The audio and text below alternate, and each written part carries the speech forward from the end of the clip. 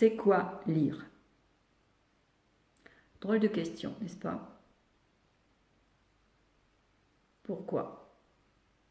Pourquoi est-ce que c'est une drôle de question? Se demander c'est quoi lire? Parce qu'en principe, on ne se la pose pas cette question. On lit, un point, c'est tout. De la même manière qu'on marche, qu'on parle, qu'on respire, on ne se demande pas comment on fait, on le fait. Eh bien pour la lecture, ça n'est pas du tout la même chose. En effet, la lecture n'est pas du tout une activité naturelle. Contrairement au langage, l'enfant est programmé pour parler. Durant la vie intra-utérine, il entend la voix de sa mère qui lui revient par vibration osseuse à travers le liquide amniotique. Et s'il n'entend pas les mots distinctement, il entend la musique de la langue maternelle. Et il intègre ainsi neurologiquement la musique de la langue. Si bien que lorsqu'il va naître, il va entendre dans l'air et non plus dans l'eau. Et là, il va pouvoir distinctement entendre les sons du langage. Au début, son oreille peut entendre une variété de sons très importante, à savoir que l'enfant pourrait donc parler toutes les langues. Mais petit à petit, il va sélectionner les sons de la langue de sa mère. Et on peut dire que déjà à la naissance, les circuits neurologiques qui permettent le langage sont en place. Et ensuite, les compétences vont se développer et l'enfant va commencer à babiller, puis à dire quelques syllabes, quelques mots et ensuite des phrases vers l'âge de 3 ans, 3 ans et demi. Donc il y a un âge pour parler, il y a un âge pour marcher. La marche, c'est entre 12 et 18 mois. Il est clair que certains enfants commencent à marcher plus tôt, que certains enfants commencent à parler beaucoup plus tôt, mais on a des repères malgré tout pour savoir s'il est en retard ou pas. Donc, revenons à la lecture. Donc, ce qui est important, c'est de savoir que les neurones de la lecture, eux, n'existent pas lorsque l'enfant vient au monde.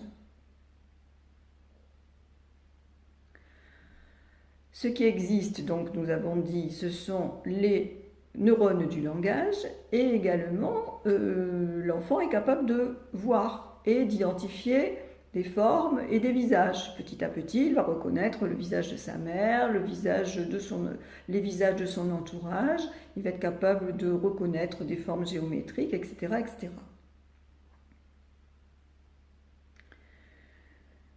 Mais les neurones de la lecture, non, ne sont pas là. Les scientifiques disent que l'invention de l'écriture est beaucoup trop récente pour que notre cerveau ait pu se transformer.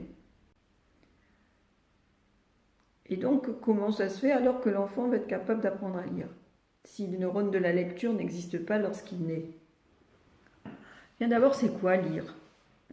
Lire, c'est associer à une lettre un son du langage. Lorsque je vois la forme de la lettre E, je peux dire E. Ok. Pourquoi est-ce que c'est possible ça? Parce que l'enfant, lorsqu'il voit par exemple un ballon, peut dire ballon, parce que les aires du langage et les aires visuelles sont reliées entre elles. Il y a une communication entre ces deux zones. Cependant, reconnaître la lettre E et lui associer le son E est une activité beaucoup plus complexe que de dire ballon quand je vois un ballon. Pourquoi? Parce que déjà, il faut pouvoir identifier les sons du langage. Or, si l'enfant parle, il n'a pas conscience des sons qu'il utilise pour parler. Donc, il faut pour cela qu'il devienne conscient que lorsqu'il dit papa, il entend A, A. C'est-à-dire d'individualiser chaque son du langage qu'il entend. Et ça ne se fait pas tout de suite. Ça aussi, ça prend du temps et quelque part par là, ça s'éduque. Je pense que c'est le rôle de l'école maternelle que d'éduquer cela. Donc vous voyez, ce qui va se passer, c'est que en fait, il va y avoir un recyclage neuronique, c'est-à-dire que le cerveau va devoir recycler une partie de cette zone visuelle pour reconnaître les formes des lettres, au lieu que ce soit pour reconnaître les formes de visage ou les formes d'objets, de formes géométriques, il va dériver cela et s'en servir pour reconnaître la forme des lettres. Et ensuite, y associer un son du langage, si l'enfant a réussi à isoler de manière consciente ces petites particularités qui sont les phonèmes. Tout ça est très complexe, mais ça ne s'arrête pas là.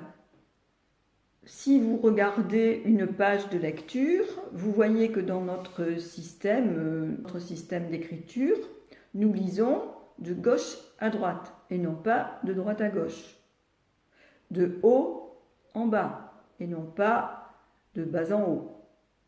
Donc pour pouvoir se livrer à cette activité, l'enfant va devoir être capable de lire de gauche à droite de manière systématique et ne pas faire l'inverse. Et pour cela, il faut qu'il soit latéralisé. Qu'est-ce que ça veut dire latéralisé? Ça veut dire que au cours de la maturation du cerveau, et ça prend un certain temps, un enfant va être latéralisé vers 6, 7, quelquefois 8 ans. Et la latéralisation est très importante, c'est-à-dire qu'il va y avoir un côté dominant qui va correspondre à un hémisphère cérébral dominant. Si l'enfant choisit sa main droite comme main dominante, c'est en fait qu'il a c'est son cerveau gauche qui est dominant, parce qu'il y a ça croise en fait au niveau des hémisphères. Ma main droite est gouvernée par l'hémisphère gauche. Mon œil droit est gouverné par l'hémisphère gauche également, le pied droit par l'hémisphère gauche, l'oreille également droite par l'hémisphère gauche. Donc il y a une latéralité non seulement de la main et du pied, mais aussi de l'œil et de l'oreille. Ceci dit en passant, c'est que l'oreille droite, pour bien reconnaître et identifier les sons du langage, c'est elle que l'on va appeler que Tomatis d'ailleurs a appelé l'oreille directrice. C'est elle qui va permettre de pouvoir reconnaître facilement les sons du langage, plutôt que l'oreille gauche. Parce que les circuits neuroniques sont de l'oreille droite, on va dire, sont très rapides. Alors que si c'est l'oreille gauche, il faut que ça fasse un transfert cérébral en fait, de la gauche vers la droite, pour pouvoir passer de gauche à droite, pour pouvoir reconnaître les sons. Donc il y a un temps de latence beaucoup plus important. Donc il faut éduquer l'enfant à pouvoir justement tendre l'oreille droite et non pas l'oreille gauche. Bon, tout cela sont des détails, mais en fait ça vous montre la complexité de l'apprentissage de la lecture. Donc pas étonnant que beaucoup d'enfants aient des difficultés à ce niveau-là et que pour les éviter, il faut connaître justement tout ce qui doit être mis en place au niveau neurologique pour permettre l'apprentissage de la lecture sans difficulté. Parce que si on met devant l'apprentissage de la lecture un enfant qui n'est pas prêt, ça va créer énormément de difficultés, énormément, qui vont être très difficiles à redresser par la suite. Donc, par exemple, j'en profite pour insister là-dessus, c'est ne pas mettre devant l'apprentissage, en situation d'apprentissage, un enfant qui n'est pas prêt, parce que c'est le mettre en situation d'échec. Et le mettre en situation d'échec, c'est catastrophique, parce que s'il échoue, et qu'il continue d'échouer comme ceci pendant 1 an, 2 ans, eh bien, on bloque la capacité d'apprendre. Voilà une des raisons pourquoi des enfants se trouvent en difficulté très importante d'apprendre. C'est parce qu'on les a mis trop tôt devant l'apprentissage de la lecture, au moment où ils n'étaient pas prêts. Ça ne veut pas dire que mettre un enfant devant l'apprentissage de la lecture à 5 ans, c'est trop tôt. Ça veut dire que c'est peut-être trop tôt pour lui. Et peut-être que ça sera trop tôt encore à 6 ans, et à 7, et à 8, et à 9, pourquoi pas. Einstein a appris à lire, je crois bien, vers les 10-11 ans, et il ne parlait même pas à 10 ans. Ça ne l'a pas empêché d'être Einstein, vous voyez. Bon, et c'est pas tout. Il y a encore beaucoup d'autres choses que l'enfant doit mettre en place avant de pouvoir apprendre à lire. Donc là, je vous ai expliqué que les neurones de la lecture n'existaient pas quand l'enfant vient au monde et qu'il va falloir les créer, ces neurones de la lecture. Donc, pas facile.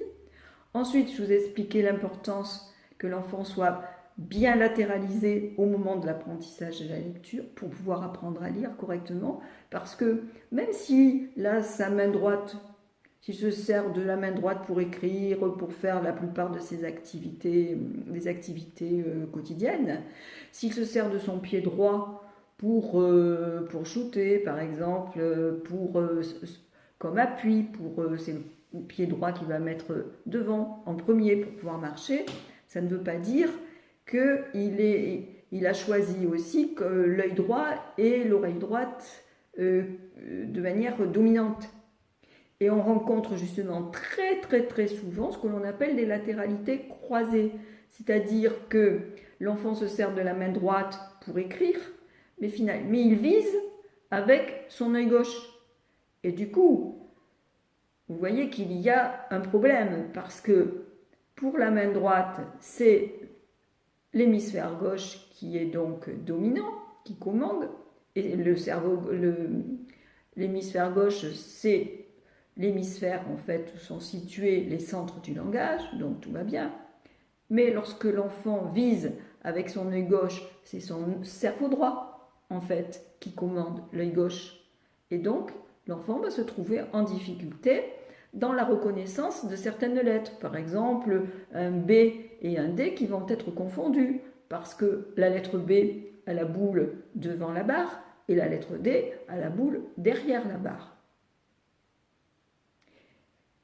Et donc lui, puisque c'est son œil gauche qui est dominant, il va avoir tendance à lire de droite à gauche et non pas de gauche à droite, d'où l'inversion, d'où les inversions que l'on peut rencontrer dans la lecture. Et ces inversions ne sont pas dues au fait que l'enfant est dyslexique. Les inversions sont dues parce que la latéralité n'est pas bien établie au moment où on le met en situation d'apprentissage de la lecture. Vous comprenez ?